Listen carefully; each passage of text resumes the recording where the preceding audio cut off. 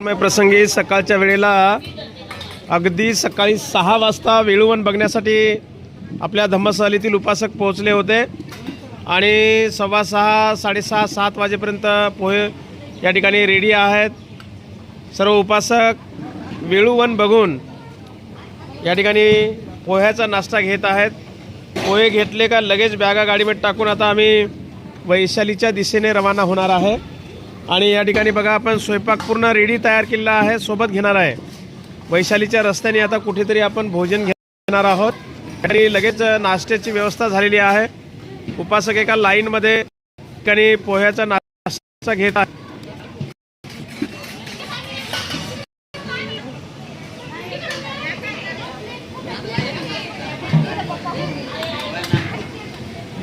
आपले आचार्य आहेत काथार साहेब, त्याच्या आतापर्यंत जेवढे भोजन झाले तेवढ्या भोजनाची अजिबात ना तिखटाची तक्रार आहे, ना मिठाची तक्रार आहे, ना कुठल्या प्रकारची तक्रार आहे। अगदी खुश आहे सर्व लोक।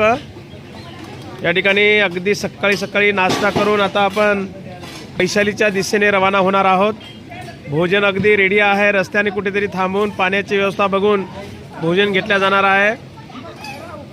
अगदी या ऐतिहासिक पवित्र वेळुवनाला भेट देऊन आपल्या धम्मसहलीतील उपासक या ठिकाणी पोहोचलेले आहेत।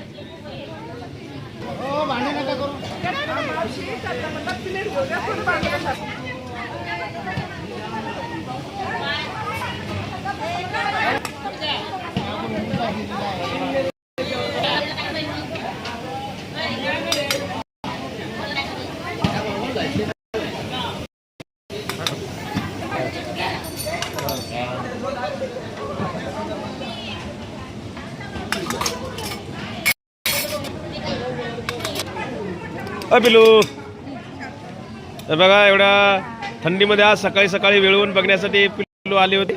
तिच्या मम्मी आहेत, तिचे पप्पा आहेत बघा इकडे पुढे। पिल्लू काय खाते तू? पोहे? हा खा खा।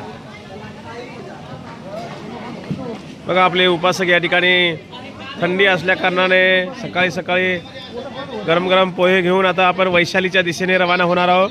हे आमच्या फुले आहेत बघा, अगदी वयस्कर म्हाताऱ्या वय आई आहेत, पण सर्वांच्या पुढे आहेत त्या। अजिबात थकवा नाही, काही नाही।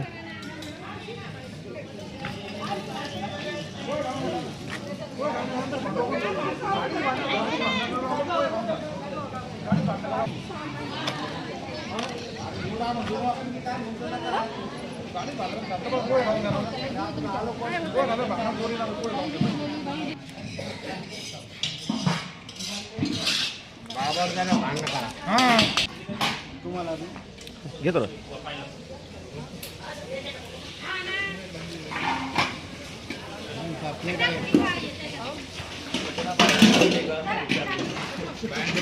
हे बघा, हे बिल्डिंग आहे। या ठिकाणी आपण राहण्याची व्यवस्था केलेली आहे। आपण उपासकांना रात्री याच बिल्डिंग मध्ये आपण या ठिकाणी राहण्याची व्यवस्था केली होती।